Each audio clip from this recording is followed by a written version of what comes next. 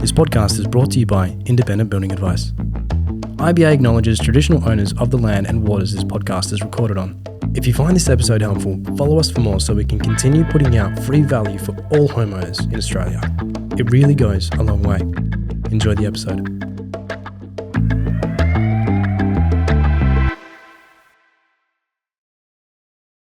Hi there, welcome back to the Home Building Podcast. I'm Behan, the host of the Home Building Podcast.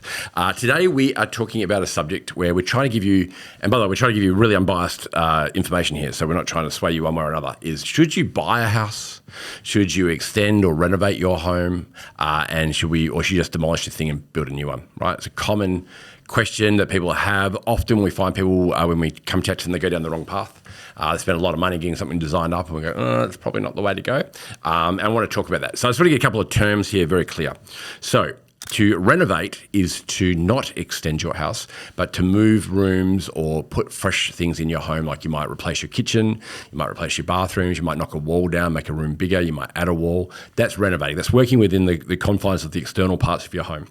Extending a home is having your existing home there and then you're actually chopping down and you're extending your home. You might be putting a second floor on, third floor. You might be extending that floor upstairs. You might be extending the downstairs. You're extending the home. So that's the differences there.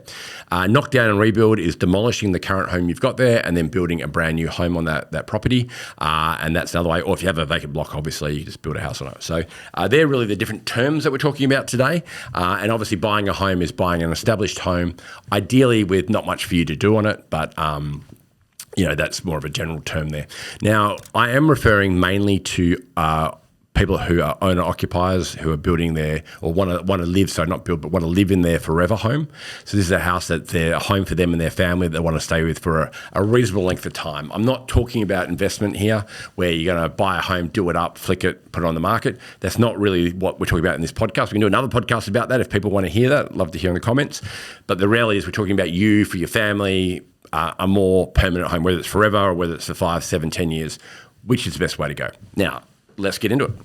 So first of all, when you're looking at a home, most people, I would say, would love to look around their neighbourhood, see a house that they absolutely love and go, oh my gosh, there's nothing for us to do with it.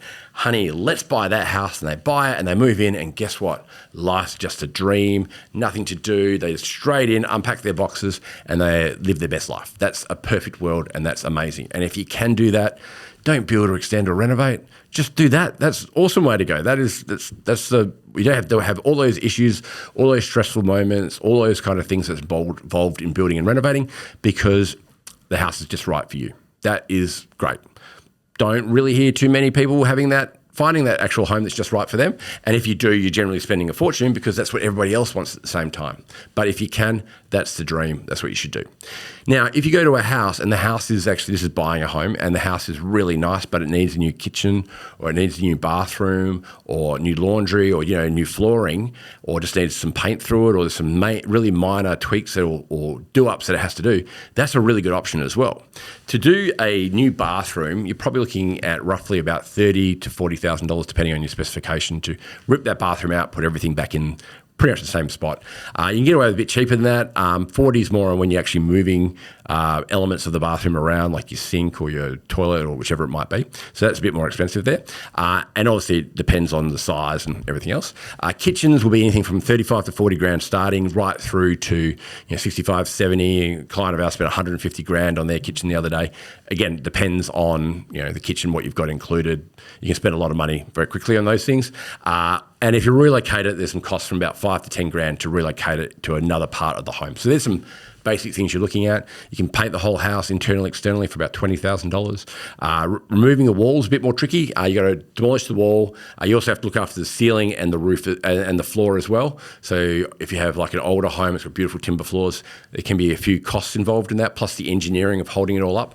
But that's renovating. So if you can buy a home that's got good bones, got a good structure to it, there's a few things that just need to be upgraded or modernised, that's a great option. And buying established is a great option for that. That's brilliant. Another one for buying established, where it gets tricky with buying established is if you have a property in a good spot or a good location that you really want to be in, but the house isn't that great, and I've got to compromise on the home, but the location's great.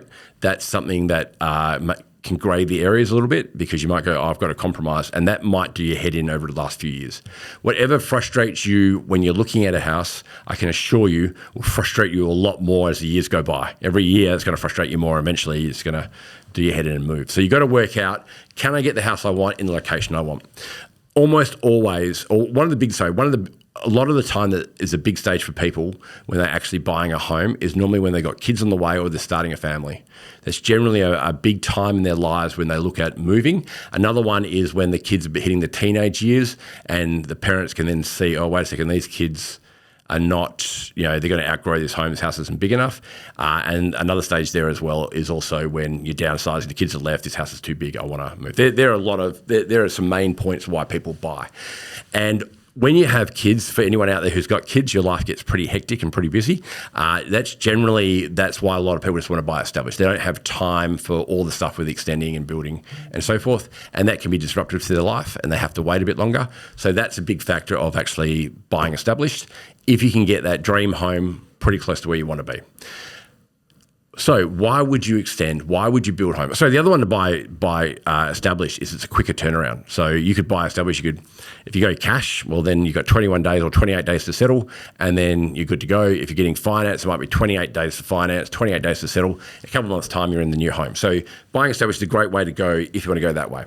So when should you extend? Extending is when you love your home.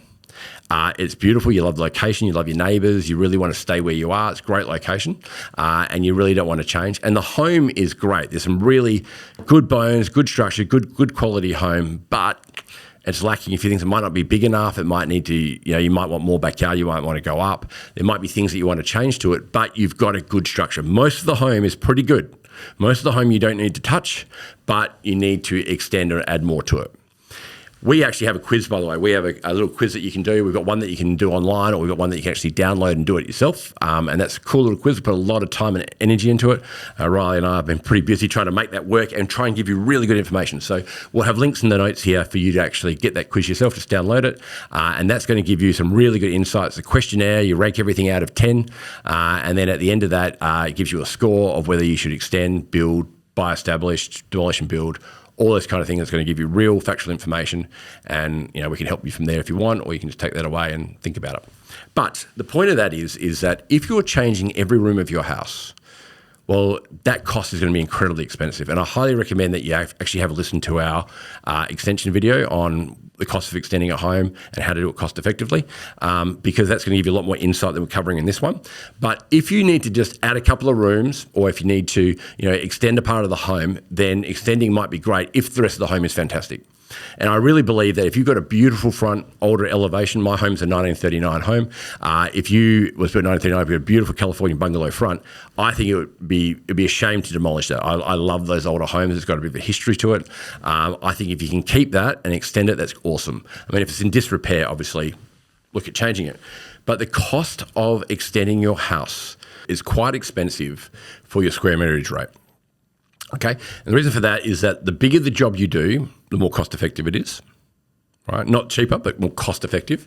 And the smaller the job you do, the more expensive it's going to be per square metre, because the trade is going out there for a small job. They have to charge you for rocking up, packing up, setting up the whole thing.